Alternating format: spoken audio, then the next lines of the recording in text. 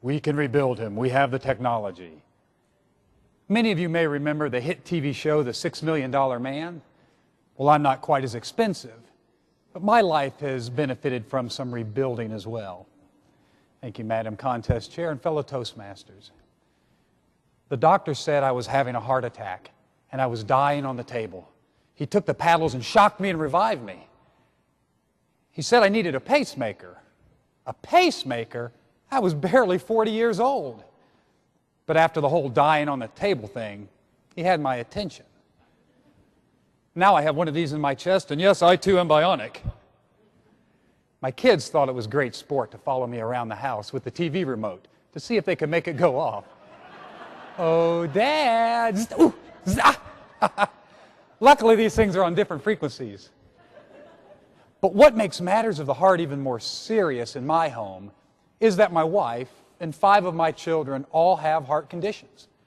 And they're not the same condition. We're a cardio researcher's dream, all in the same family.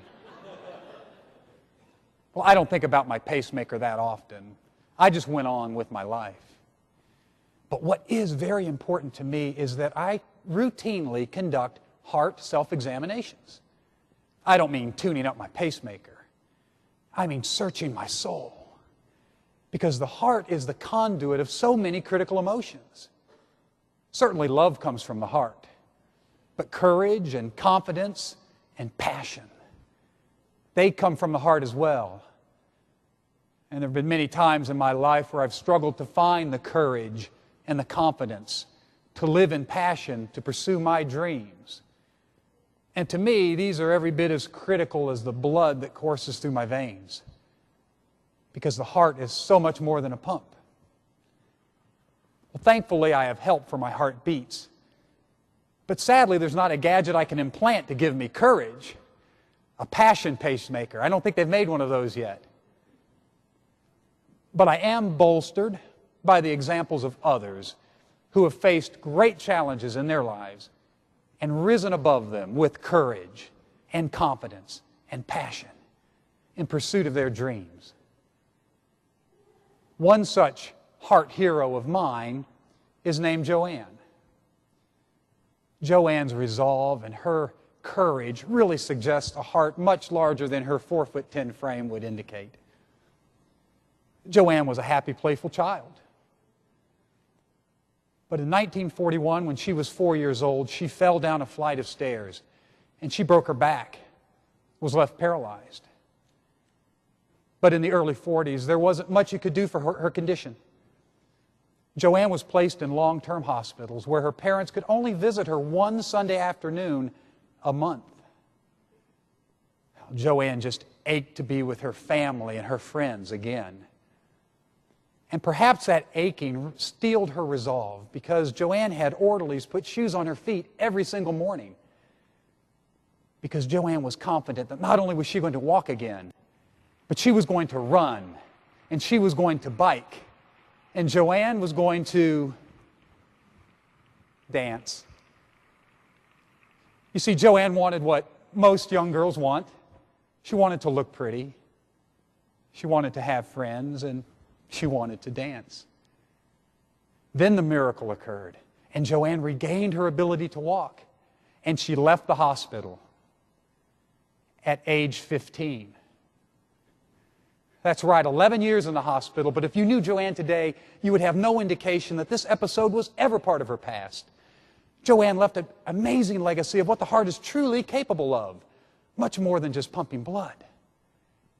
And if it wasn't for that legacy, I wouldn't be sharing her story with you tonight, because you see, Joanne is my mother. Another titan of courage and confidence comes from King David in the Bible. When King Saul had lost favor in the sight of God, Samuel the prophet was sent to tell him, the Lord has found another after his own heart. So when Samuel arrived at the house of Jesse to choose from one of his many mighty sons who would be Saul's successor, everyone was shocked when it was David, their kid brother, who was chosen. David, he's too young, too inexperienced. But then Samuel taught this powerful truth when he said, Man looketh upon the outward appearance, but the Lord looketh upon the heart.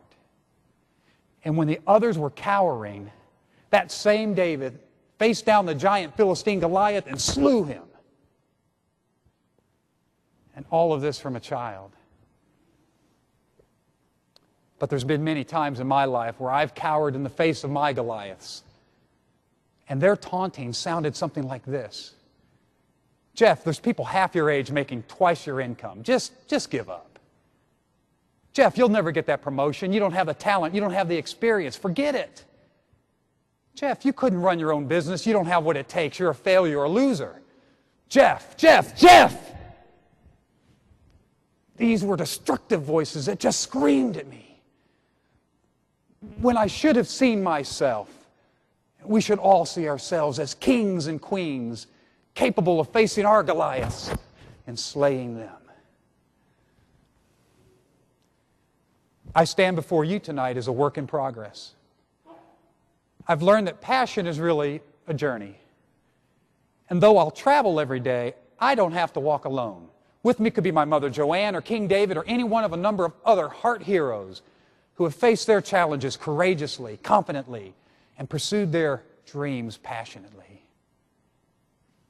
So learn from me and stand with me and let nothing hold you back from your greatest dreams. Take heart and choose. Choose to live in passion each and every day, for this, my friends, is the power of the heart and is a testament to the life well lived. Jeff Butcher was a man barely alive, but he was made stronger.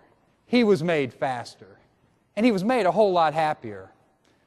And all of this from a little change of heart.